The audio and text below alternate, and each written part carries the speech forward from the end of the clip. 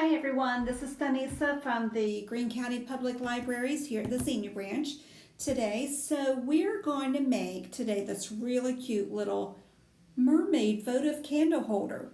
It's just made with just a few simple supplies, a glass votive holder. I got it at, I think, Hobby Lobby, and then some paint markers. Just really easy.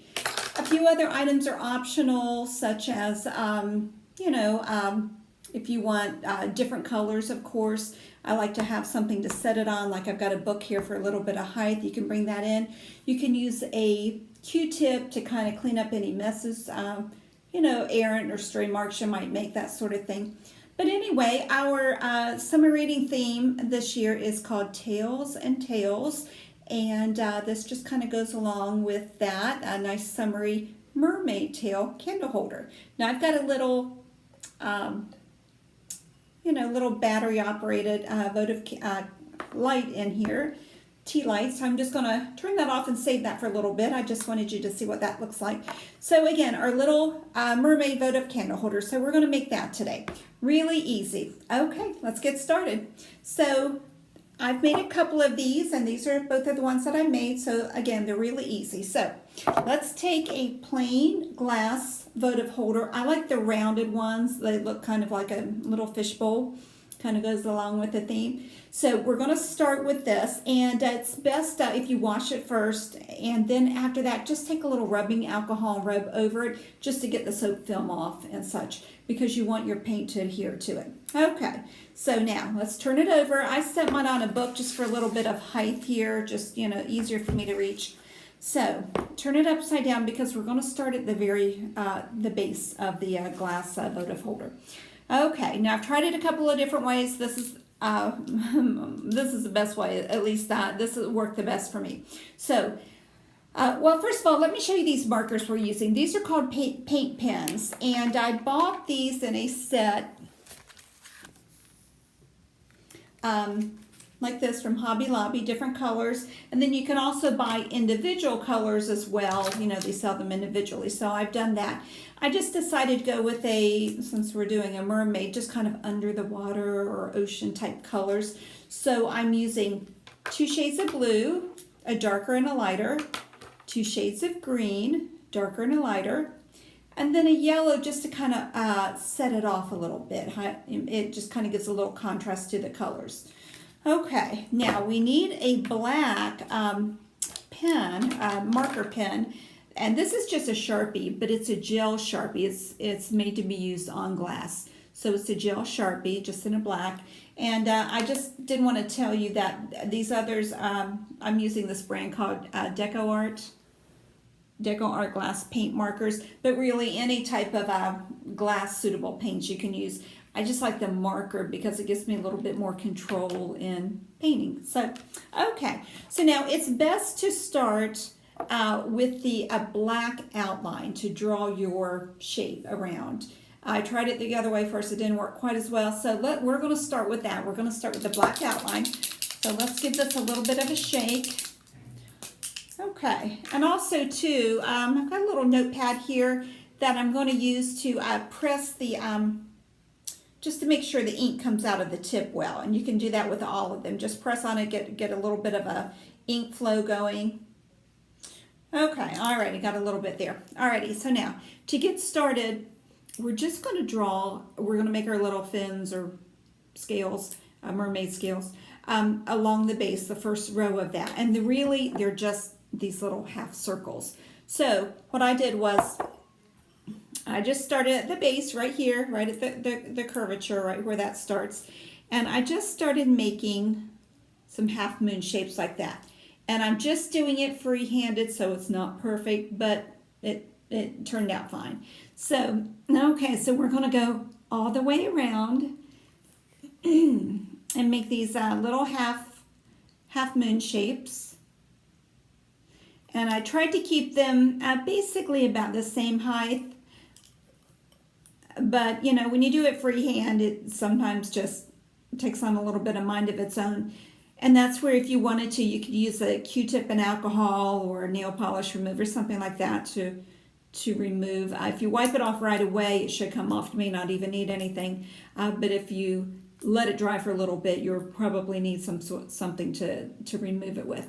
Okay, so as you can see, I've just got, it's very freehand. It's not perfect at all, but maybe that's the way it appears in nature. So just little half moons, you know, at the bottom. Okay, so now the next row, I put a little dot at the very top. Let's start here at the very top of this one of these half moons. A little dot there. Do you see that? I know there's a bit of a glare here in the room, but do you see the little dot there? I put a dot, and then the one right next to it, I'm going to put a little dot as well. Okay? Do you see that? A dot on these two little half moon shapes. And then what I'm going to do is I'm going to take about the middle here and just kind of eyeball it and kind of go straight up a little bit and make a third dot. Do you see that? Right here, here's my third dot. And what I'm going to do with this third dot is right in the middle here of my two little hoops. It's right in the middle. I'm going to take my black paint pen and connect the two in a kind of a semicircle pattern. So there's one, and then here's the other. Okay? Okay, so there we go. So I've made a dot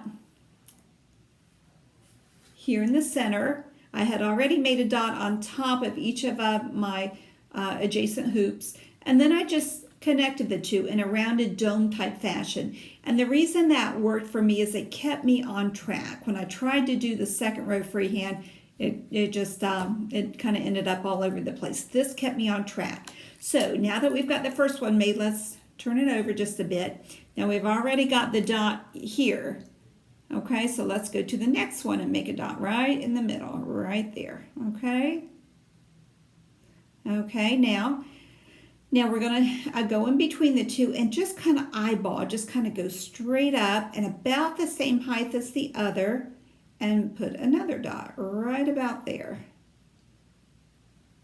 Okay, now I'm going to just connect the two. I'm going to draw a kind of a circle or a dome-shaped line there and a dome-shaped line there. So let me just do that real quick. Okay, alrighty. Okay, so let's move on to the next one. So again, we've already got one dot there. So now we're going to go to the next one and put a little dot there. And again, that just kind of gives us like a landmark, something to shoot for here. Okay, all right, now go in between the two.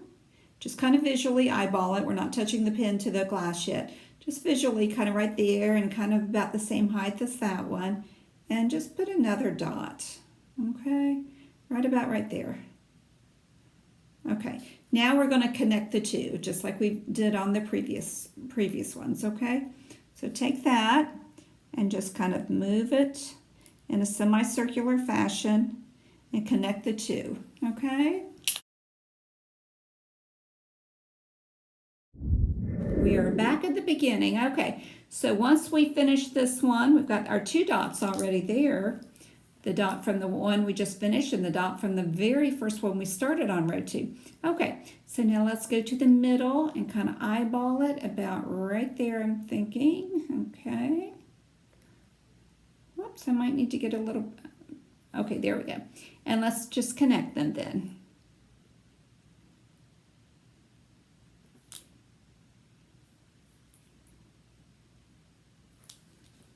Okay, alrighty. So there we go. We've got our 2 rows now of fish fins or mermaid scales. Okay, so let's go on to the next one then. Okay, okay, so right about here. So now so let's go ahead and just, we've got our dots already in place at the very top of all these fins from the previous row. So we've got those in place. So now all we have to do is to place the one on top. Okay, so let's just kind of go straight, find the middle of in between 2 scales and eyeball it straight down. Okay, And then let's connect, because remember we already kind of had these dots in place here. And you can always darken them or make them a little bigger if you like, just to kind of make it a little bit easier to connect. Okay, there's one. Let's go to the next one. We already had a dot there, but we can make another one, you know, just to make it a little bit bigger, a little bit more visible. Okay, right in the middle there. Place our next dot. Okay, there we go. Let's move to the next one. We've already got dots here, but we can make it a little bigger if we want to see it better. Okay, so straight in the middle of the two fins. Scales, really, I guess they are. So let's connect them then.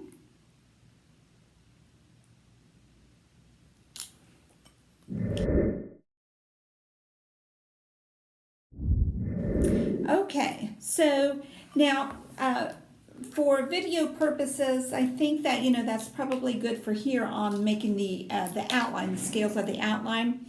But the ones that I've already made, I did, let's see, 1, 2, 3, 4, 5, 6, 7, 8. I did 8 rows high on this one, about 2/3 of the way up. That just seemed to work for me. That's what I liked. And so we have 3 here, but rather than take the time to do 5 more rows on top of that, I think you get the idea. So you make your scale. So we've got them outlined here, and now we just have to fill them in like I did on this earlier one. Okay, so you know, you can give it a couple of minutes or so to dry. This first row row or two may be dry by now, you know, just because it's been drying while we've been doing the later rows. So anyway, but I think for video purposes, we'll stop here on this 3rd row. But as you can see, you can do more. You can do it as high as you want. You can do it, you know, you can keep it just a few rows like this one, or you can do more rows and end up, you know, higher up here. Like I said, I've done 8 rows on this one, and this is another one I made about the same. So about 2/3 of the way up or so, a little over half maybe so. Or if you wanted to do the entire thing, certainly that would be up to you. So anything works here. Okay, so now this is kind of the fun part here. Now we just got to fill it in. Okay, so I discovered that to me it worked a little better if I started with a dark color first. And when I first did this, I thought I should go in a pattern, like the same sequence of colors. But after doing it a bit, I just discovered that really just random worked just as well. So anyway, and that way I could kind of decide where I wanted what. So I'm going to start on this bottom row just because that's the driest, since it's the first row we've done. So, okay, so now I press my pen down on a little notepad, got a little ink flowing here. As you can see, the tip is blue here. So now I'm just going to fill these in. And as you can see in filling it in, let me get that up a little closer for you. You can see the ink from the paint rather, from the paint marker, has kind of a translucent look on glass, which is really kind of nice. That way a candlelight can show through nicely. So plus it kind of gives it that watery look. So, okay. But again, if you don't want to use these colors, if you have other colors that work better in your decor, you know, certainly choose whatever color you like. I just wanted to go with this kind of a under the sea type of look. Okay, so there's the first one. Can you see that? Okay. I just colored it in, nothing fancy. Okay, so I'm going to skip over a few, maybe over to this one, and while my blue pen is out, I'm going to do another blue one. And that's one thing I kind of discovered when I was doing this. I just went ahead and started with a darker color, in this case the blue, and just went ahead and filled out some randomly, colored some of these little scales in randomly. But that way I could kind of, you know, just kind of space them out somewhat evenly. So I'm going to put a 3rd one down here, and then we'll have 3 of the blue at the bottom, okay? Again, nothing fancy. We've all been coloring since we were kids, so that's all. All this is just coloring it in, and the paint just kind of blends in pretty nicely, so you don't have to worry about, you know, coloring it perfectly. So as you can see,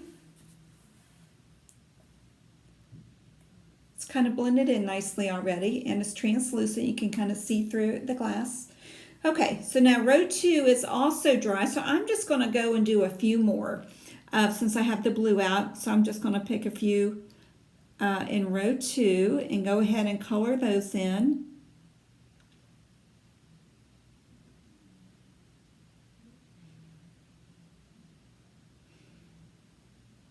Okay, there's one.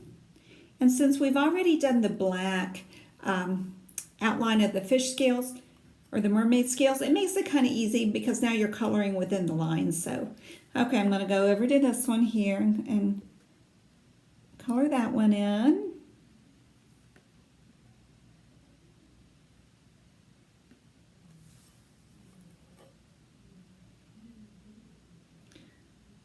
I envisioned when I did the first one that that this would be fun to sit and do in front of the TV while I've got a movie on in the background and just kind of do something like this at home one evening.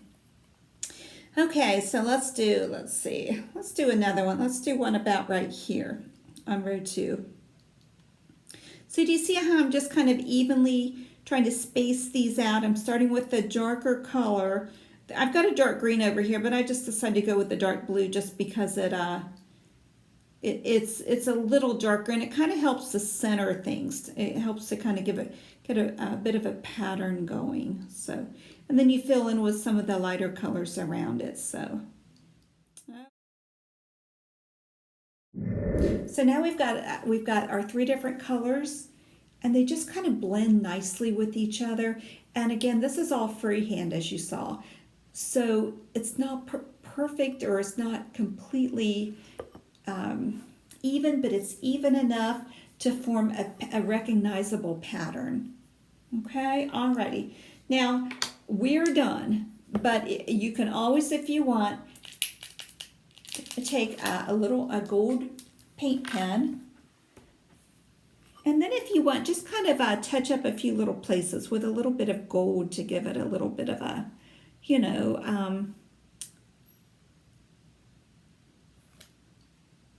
just a little bit of depth as well. It's certainly up to you whether, you know, whether you'd like to do that or not. But anyway, so, well, thanks so much for joining us. This was fun. I enjoyed doing this. Hope you'll enjoy it as well. Again, easy project, little glass bowl, little votive holder, and your paint pens or any type of paint that's suitable for, you know, glass. Rub it with a little alcohol to make sure you get all, you know, soap film off. And anyway, and then just turn it upside down and start working your magic there. So, and again, you can work your rows up a little higher than what we've done here today. But anyway, so I hope you enjoyed this. I enjoyed it. And take care, and stop into our Xenia library. See us anytime. Thanks. Have a great day.